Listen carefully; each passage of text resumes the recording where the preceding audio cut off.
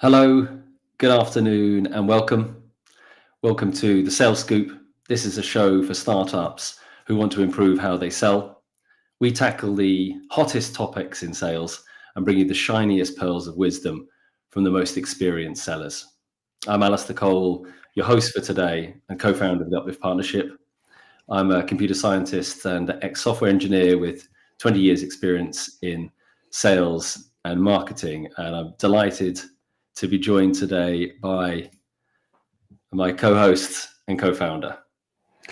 Hi, everybody. My name's Kieran Gill, also co-founder of the Uplift Partnership. I've got 25 years worth of experience in business development and in frontline B2B sales. Thanks, Kieran. So cutting straight in, today's focus is the sales playbook for 2024. What are the essentials for startups? And a great place to start is where we see the sales playbook sitting in the pantheon of the sales function for startups and other businesses. And for us, it's fairly and squarely in the sales strategy section. And one of the things that we look for, measure, and audit when we talk to startups is their overall sales methodology. And the playbook is a cornerstone of that area, and we're going to get into what we see as the future for that asset next year, and what startups can be doing to make sure that it's working hard for them. Before we dive into our three sections, Kieran, I'm sure you've got some thoughts on the importance, the relevance of a playbook for a sales team from your many years of experience. We've spoken about this a lot, Alistair, ourselves, and when we speak to our clients for the years that we've been working, and even prior to that in my former life as a salesperson, you could tell the difference between success and failure depending on the playbooks. It came down to that was how simple it was. Some companies had a very detailed, very structured way of selling, and that playbook was something that they really looked after and made sure that it was complete. And then other times you went into some companies and it was, written, well, it wasn't even written. So, it is, like you said, the cornerstone of your success. And if you want to be successful in 2024, I think that's where we start. Yeah. So we're going to break down today into three sections. The first is looking at the sales playbook as the cornerstone. It's the seed, the kernel for kind of everything that you should be doing. It is that HQ. The second section is how it needs to be simple and friendly. And the third section is how it should be a living, breathing, ongoing document. So we're going to get into those three sections. And to give you a bit of a flavor of how we see startups in this area, how mature they are, from our research over the last 8 months and working with startups, actually the scores for sales methodology where the playbook lives, they're not strong. Even though sales strategy is a strong element within the sales function, as you'd expect, because without a good sales strategy, your business isn't alive. We're only seeing score of a mere 42.8% for sales methodology across the near 50 startups that we've scored over the last few months. And it's such a fundamental, and often, as Kieran said, it's missing or it's ad hoc, that whole methodology. And actually having a playbook written down, having it as an existing document is absolutely paramount. And then across the different sectors that we've worked with, unsurprisingly, see that professional services outscoring the other sectors, much more disciplined, much more organized, much more mature across the board. Sadly, IT and software services and non-profits at the back of the pack there. But that 42.8, I was surprised, to see that number as we work through with startups, because you'd think that a sales methodology is so important. But I think a lot of people, Kieran, don't realize that playbook needs to be, a collection of the definitions and descriptions. So let's talk about that first part, right? The fact that it's the cornerstone, the seed, the kind of the kernel of everything you should be doing from a sales point of view. I would argue that it's the most important document you should have. If you have one sales document, it should be your playbook. Kieran, what for a startup listening back to this session, what would you say were the absolutely critical things, the essentials that should be in that playbook document? Well, if you go from the basics, so when we designed the 360 sales diagnostic, pretty much the 360 sales diagnostic was based on a playbook. That's what a playbook should really contain. Now, that's a very detailed playbook all the way through the sales process and all the way through your sales strategy. You're looking at your tech strategy, you're looking at your team, the way you train them, you're looking at your sales processes, you're looking at your lead gen, your deal closing, you're looking at the customer success, and all the way down to even to the continuous improvement that you're doing in your sales. So that playbook, within that, you're going to have lots of little things. Now, fundamentally, where you want to start is that you just want to have your metrics. You want to know what you're going to be, what's your target for next year. And then where you're going to go down to is who's your target market, and you need to get into detail. And these are all things that, you can easily do. But this is going to be like we've said, cornerstone, keeps on saying the same thing, cornerstone. That is fundamentally going to help you understand what you're going to be doing. And that brings you back. It always brings you back. The more detailed and the better your playbook is actually designed, the easier it becomes for you to stay on the straight. And it's your North Star. It guides you. It makes sure that you're going the right. And also, as you're bringing on new people, it's also the place that they can go and onboard themselves to say, oh, this is how we do sales here. Now, as a startup, and I'm not surprised when I think about startups not being that, when it comes to their playbooks not being that sophisticated. I would expect people to have certain parts of their playbook, or certain companies to have certain parts of their playbook documented properly, and other parts to be a little less, especially in the startup world. The surprising thing is, Alistair, and we've worked with some of these companies that aren't even startups, that are established, don't have playbooks in place. And they're still making money. That's great. But, they could be even more successful by having it structured and having it down on a document where they can easily access it and make sure that it's always been updated and everything else. Yeah, often where we start with startups is they'll have they start with the ideal customer profile, for example. Say that's something they don't have. They kind of have a vague idea about who their customers are, but they don't have it written down, which means they can't refine it, they can't improve it, they can't share it. So often we'll start with a section on ideal customer profile, 3 slides, and a single slide on value proposition. And they write those individual things down, and obviously that stimulates debate and discussion and refinement and improvement. And then that, as you said, is the place where others can come and see it, either new sales teams or new individuals, or people outside the company and outside the sales team. Sorry.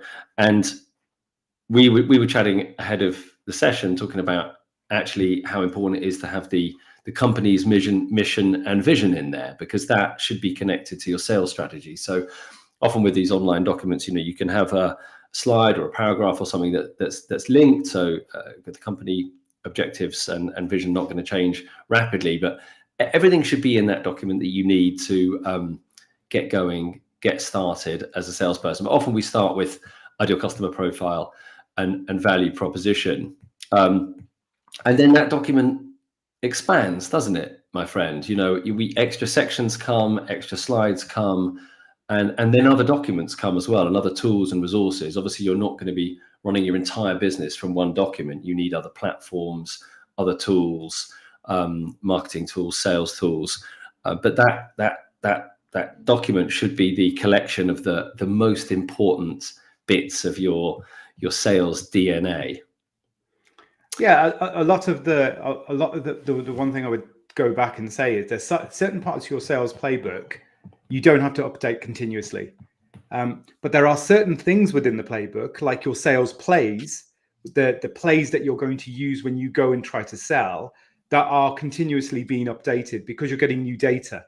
So you know, when you look at your sales, there'll be certain sections of it where, like, your mission and vision, like you said, Alistair, you know, once that's done, you don't have to keep on refining that. That's basically your guiding star. However, your sales plays to a particular market with that messaging that you're having in the back, what's your value proposition, and also your marketing collateral is continuously being updated.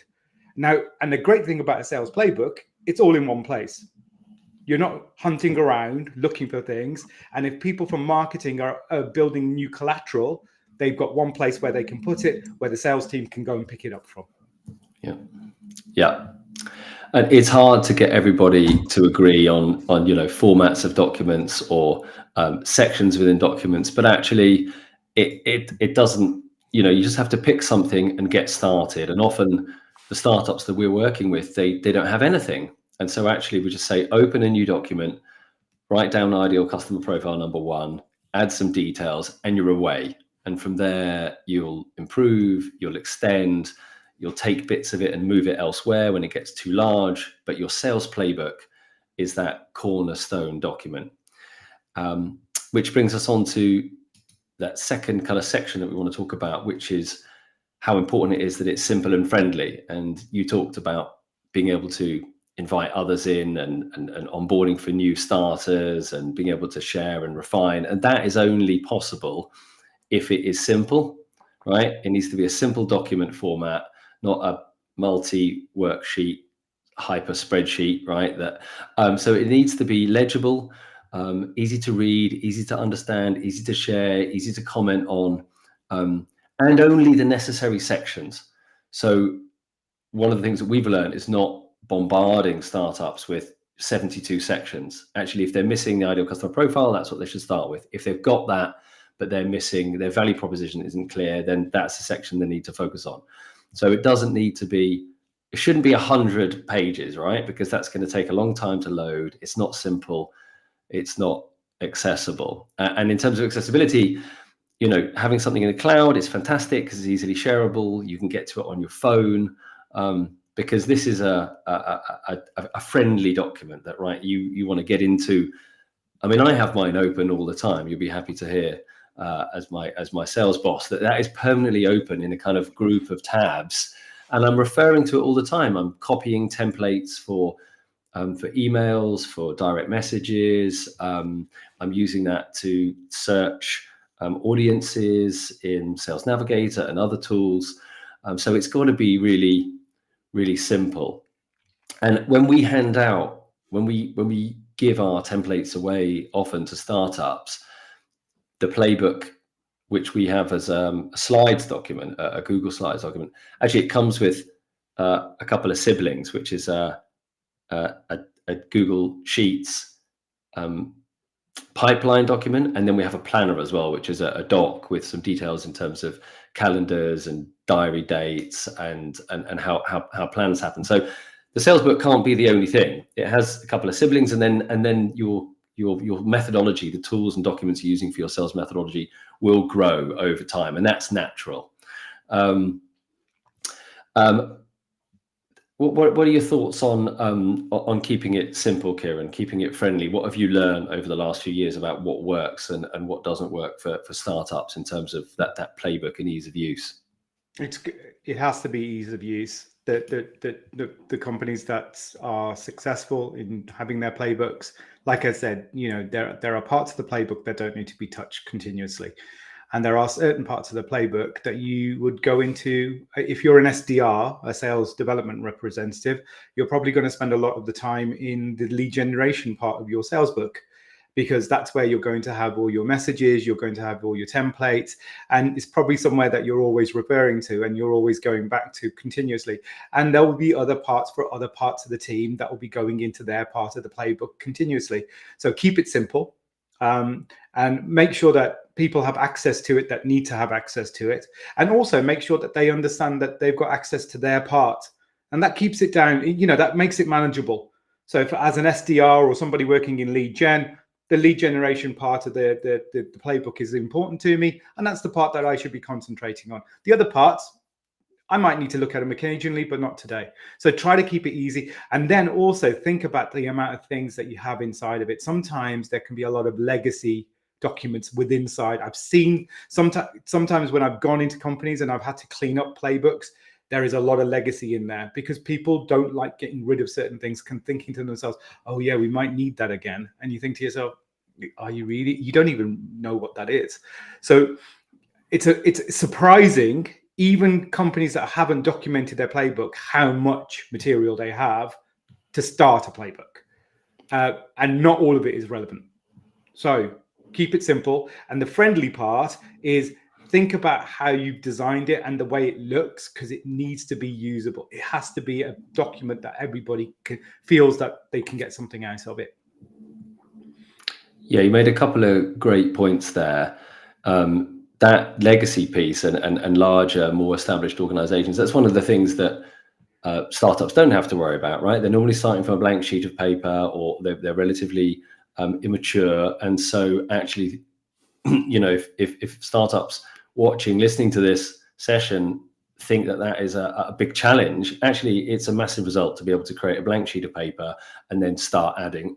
Doesn't have to have 1,000 slides on day one. And actually the complexity, if there's complexity, which you will get to and you'll need, that can go somewhere else. That can go in other documents, it can go in other tools and templates. It doesn't have to be part of your playbook. And actually, you could argue that your playbook is one of the cornerstones of your tech strategy, your tech stack, because it needs to be a living, breathing document, work all the time. And we know that making it onerous, making that one document difficult to engage with is a tech problem if you're sending people out to other tools. And we know from research that technology choices do impact sales quota attainment. When tech overwhelms sellers, their quotas they hit are 43% lower. So it's worth bearing in mind that you don't need a sledgehammer to crack a nut when it comes to the playbook, and that if you're using other tools to manage complexity in other areas of your sales function, then that's fantastic, and that actually too can save you time. And then that last bit in the second one about it being simple and friendly, it's about culture, right? Sales playbook ideally should be fun. I know that sounds weird and sounds like it is a misnomer, but actually the document should look good, should be something that you're in regularly, and it should be a welcoming place. You don't want people not opening it because they're scared about it. So it needs to be friendly, it needs to be inviting, and people need to be encouraged to refine and improve it. It needs to be somewhere where people feel like I want to make this better. I like this document. I love the information that's in here. It makes it easy for me. I want to improve it and refine it and make it better. And then the third and final section is on it being a living document, right?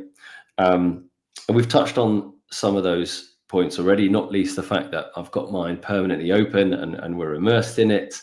What would be your tips, Kieran, in terms of startups who might create it and then just leave it alone and they're not referring to it or updating it? What would you recommend how do they keep it as a living document, my friend?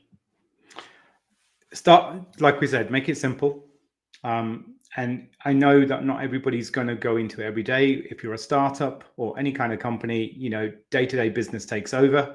You're not going to, just because we work in the world of playbooks, obviously ours is open and we're always telling people to have theirs open, but it's not practical.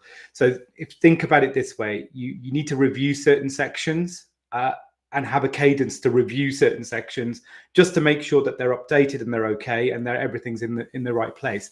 And if you have got an account executive or an SDR, or you are that themselves, that playbook should be open, because realistically, that's where that's going to guide you. So your deal closing section of your playbook, where you're going through your process of closing a client, or making sure that you've got everything you need. Where you have all your documents stored about the client, what documents you need. Different companies will have different ways to sell. There is no one way to build a, your playbook is your recipe to selling to your clients, selling your product. So it's not going to be the same as somebody else's. However, the fundamentals of that recipe are very similar for all companies. But the way you make your recipe, or the way you make your meal, is going to be slightly different for your clients in different markets. And I would say a good account executive will always have an eye on their account, their playbook, and will always be refining that with their sales manager. And it could be the same person as a startup normally is. And they're always refining it because they want to make sure that that's up to date. Because if you leave it too long, it then becomes a very, very big task to try to update it. And then it gets left behind. And then what you have is something that hasn't been touched for 12 months. And then you're thinking to yourself, we're just now randomly and ad hocly selling things. And we don't actually know how we sell them, but because we're not documenting it any longer.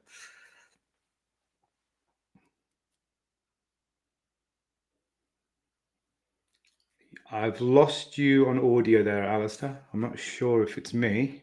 Once, there thank you you. Once, you make a good point, because once it's lost, or once that document isn't used, then people aren't going in there to use the templates and the definitions and descriptions of how you're going to sell, and what happens is people start making it up on their own, and so you have an inconsistency in terms of the selling experience, and people start doing their own thing. So good habits are staying in the playbook, and that hopefully will support the habits of consistent approach to prospecting, to deal closing, to customer success. And as it grows, something that we've noticed as well is that as a section will grow, that can be taken out and removed and turned into another document, right? Another supporting document that you might use for 3 months, 6 months, 12 months, or it might live forever.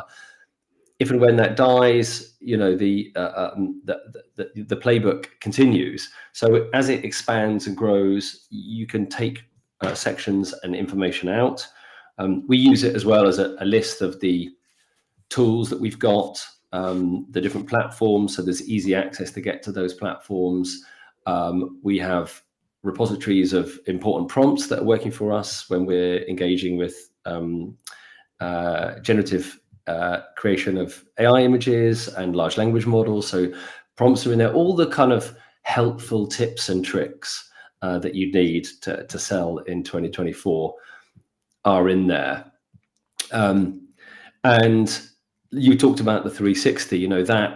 That product that we've got is a great way to assess your overall sales methodology and dig into how well your playbook is working for you or otherwise. So one of the things we chatted about ahead of the call was kind of craziness, sales playbook craziness, and mine.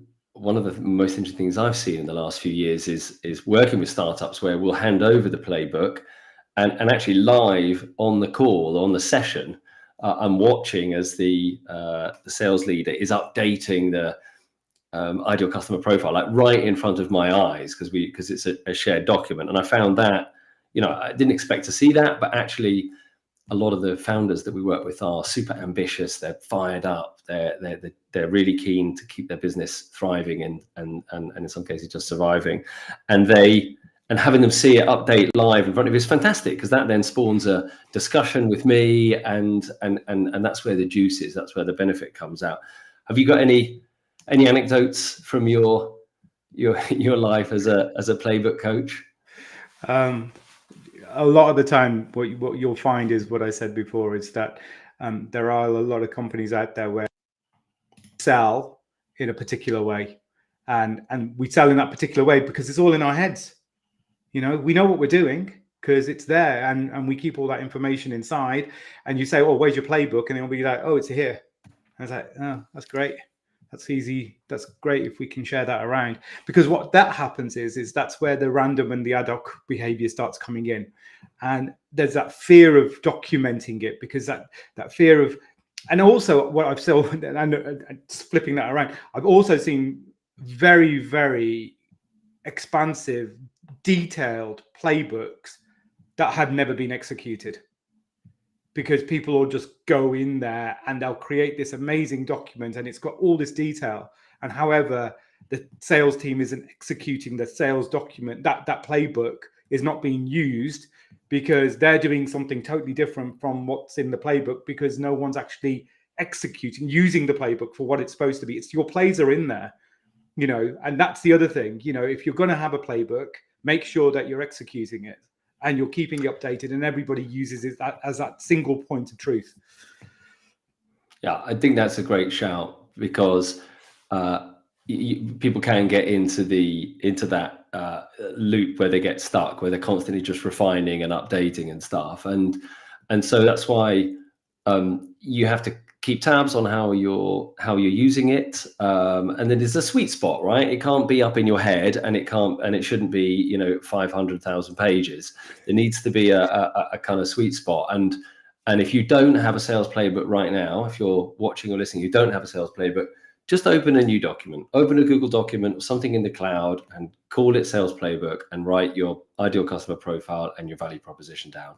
And that's it. You've started, you're off on your journey. So Kieran's referenced, as have I, our 360 sales diagnostic product that we launched over the summer. And that is a lightweight audit to create a snapshot of where you are and a roadmap for the next 12 months. It's a 75-minute meeting. You get a score and a personalized 25-page report. And then we do a final follow-up session with presentation and questions. And that, like I said, it takes about a week for us to produce the report. And that lays out your next 4 quarters of recommended improvements that should be made to your sales function.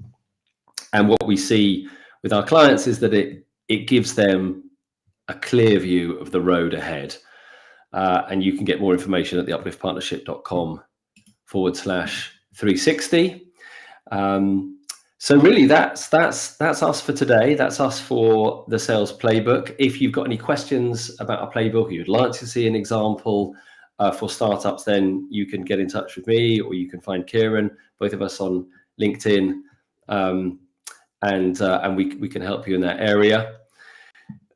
The last thing really to mention is that our next live event is Tuesday, January the 9th, where we're going to have our first external guest on the podcast, Louise Malieri, who is a talent acquisition partner for startups and an expert in talent strategy and recruitment for startups. Louisa will be with us live at midday UK time, 1300 Central European, on Tuesday, the 9th of January. Very much looking forward to having her on the show.